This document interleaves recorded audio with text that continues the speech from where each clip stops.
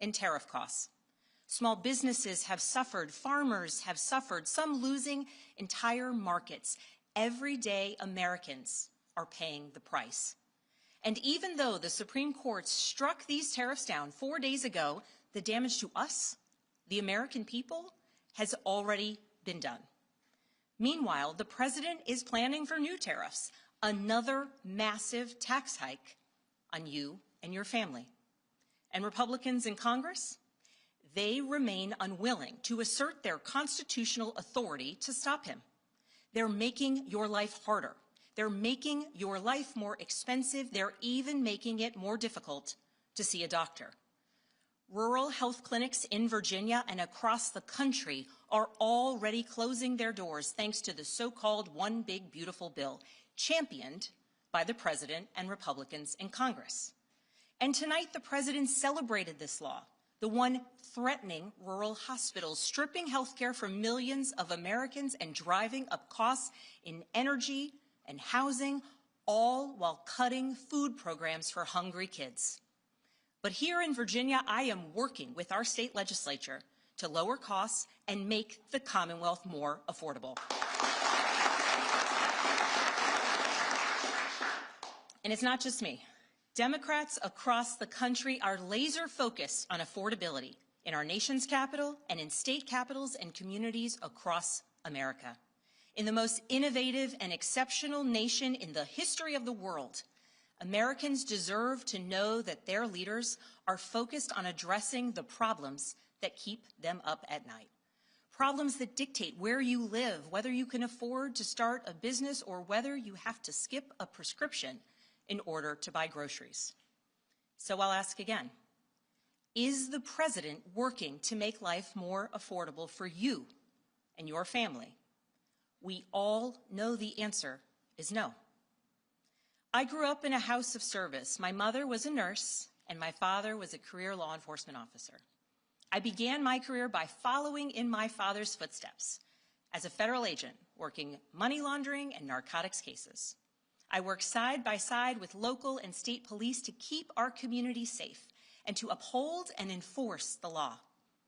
Law enforcement officers across the country know that it is a unique responsibility to do the serious work of investigating crimes, comforting victims, and making arrests. It's about building trust, and that requires an abiding sense of duty and commitment to community. And yet, our president has sent poorly trained federal agents into our cities, where they have arrested and detained American citizens and people who aspire to be Americans. And they have done it without a warrant. They have ripped nursing mothers away from their babies. They have sent children, a little boy in a blue bunny hat, children to far-off detention centers. And they have killed American citizens in our streets. And they have done it all with their faces masked from accountability. Every minute spent sowing fear is a minute not spent investigating murders, crimes against children, or the criminals defrauding seniors of their life savings. Our president told us tonight that we are safer because these agents arrest mothers and detain children. Think about that. Our broken immigration system is something to be fixed, not an excuse for unaccountable agents to terrorize our communities.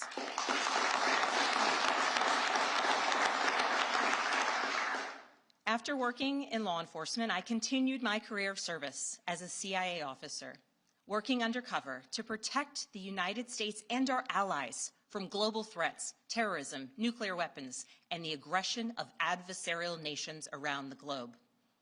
But as the president spoke of his perceived successes tonight, he continues to cede economic power and technological strength to Russia, bow down to China, bow down to a Russian dictator, and make plans for war with Iran.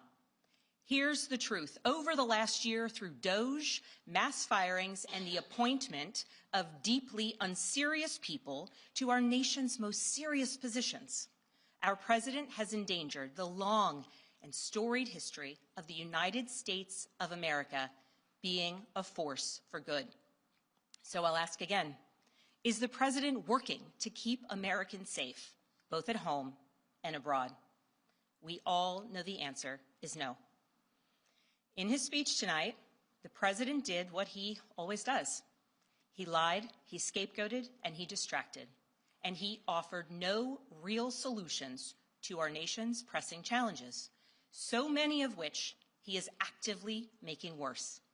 He tries to divide us. He tries to enrage us, to pit us against one another, neighbor against neighbor. And sometimes he succeeds. And so you have to ask, who benefits from his rhetoric, his policies, his actions, the short list of laws he's pushed through this Republican Congress? Somebody must be benefiting. He's enriching himself, his family, his friends. The scale of the corruption is unprecedented.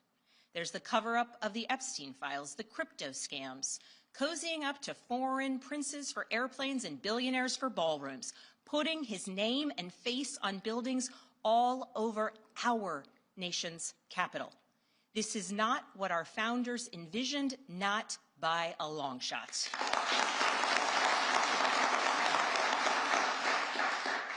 So I'll ask again, is the president working for you? We all know the answer is no. But here's the special thing about America. On our 250th anniversary, we know better than any nation what is possible when ordinary citizens, like those who once dreamed right here in this room, reject the unacceptable and demand more of their government. We see it in the determination of students organizing school walkouts all across the country, whose voices are becoming so powerful that the governor of Texas seeks to silence them. We see it in the bravery of Americans in Minnesota standing up for their communities, from peacefully protesting in sub-zero temperatures to carpooling children to school so that their immigrant parents are not ripped away from them in the parking lot. As a mother of 3 school-aged daughters, I am inspired by their bravery, but I am sickened that it is necessary. And Americans across the country are taking action. They are going to the ballot box to reject this chaos. With their votes, they are writing a new story, a more hopeful story. In November, I won my election by 15 points.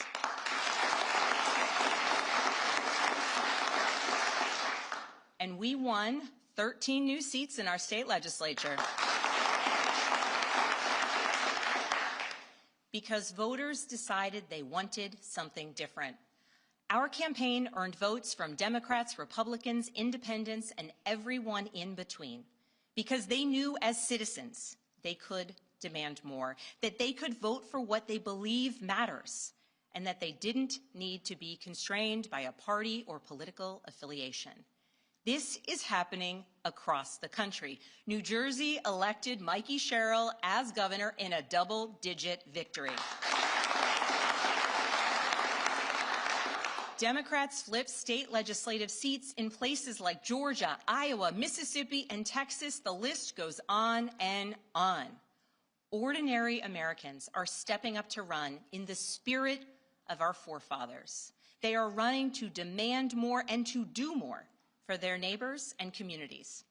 I know the story well. I first ran for office in 2018 alongside dozens of other Democrats who did the seemingly impossible, flipping 41 seats in Congress. In my case, I was the first Democrat elected in 50 years, swinging our district 17 points. Those who are stepping up now to run will win in November because Americans, you at home, know you can demand more and that we are working to lower costs. We are working to keep our communities and our country safe, and we are working for you.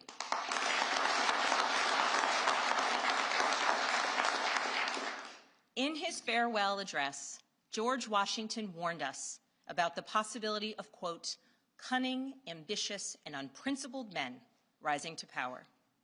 But he also encouraged us, all Americans, to unite in a common cause, to move this nation forward. That is our charge once more, and that is what we are seeing across the country. It is deeply American and patriotic to do so, and it is how we ensure that the state of our union remains strong, not just this year, but for the next 250 years as well, because we, the people, have the power to make change, the power to stand up for what is right, the power to demand more of our nation.